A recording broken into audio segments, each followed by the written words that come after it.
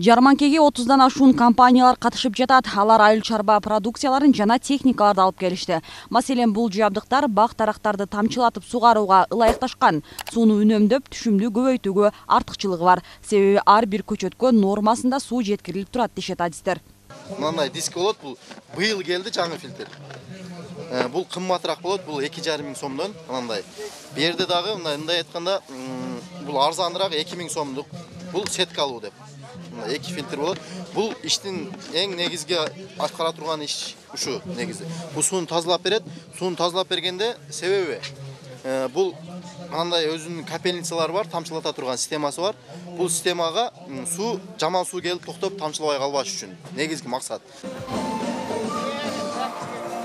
Ал эми бул асыл тукум жылкылардан көпчүлүгү буйта өтө алган жок. Жаңы кыргыз деп аталган жылкылар улак тартышта мыктылыгын көрсөтө алат. Андыктан миллиондон ашуун сомго бааланууда. Бул породадагы жылкылар Кыргызстанда эле эмес, Казакстан, Орусия, Тажикстан мамлекеттерине чейин сатылган. Анан бар эми башка Орловский жылкыдан бар, Ахалтекинден бар эми.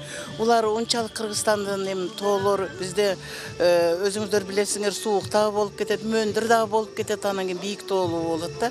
Ошолорго бизге көнүккөн, ошо жерде жүрө турган, ошо жерде мындай өнүгүп кете турган жылкылар болуп эсептелет булар. Жарманкеге башка облустардан компаниялар да катышып, ишкерлер бири-биринде жок продукциялар менен таанышууга мүмкүнчүлүк жаралды. Бул алма көчөттөрү Таластан келтирилген. Реджиф, Гринсмит деп аталган сорттогу көчөттөр тез түшүмгө кирип, гектарынан 30 тоннага чейин түшүм берери айтылды. Ананда жемиштер көпкө катуу боюнча сакталып, экспортко чыгарууга жарайт.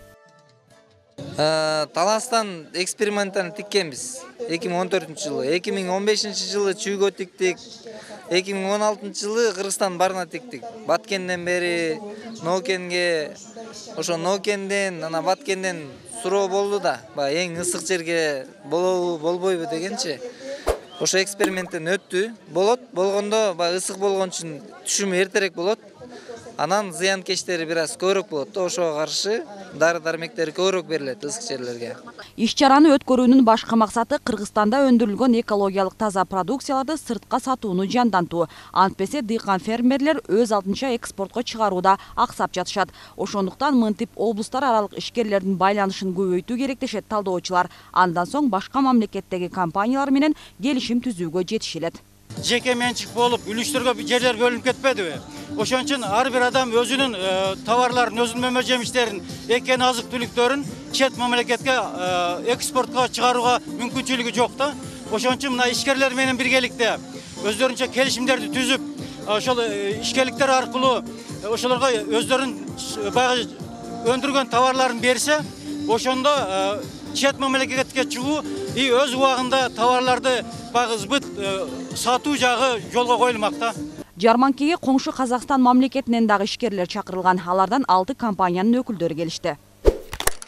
Эртең ушундай эле көргөзмө Жарманке Оштун Ноокат районунда өткөрүлөт. Белгилей кетсек, бул иш-чаранын алкагында ишкерлер атайын окуудан да өткөрүлмөкчү. Анда ата мекендик өндүрүүчүлөр товарларды башка облустарга жайылтуу жана экспортко чыгаруу жаатында окуп үйрөнүшөт. Нуржамал Баргыбаева, Мунар Арзбек уулу, Ынтымак.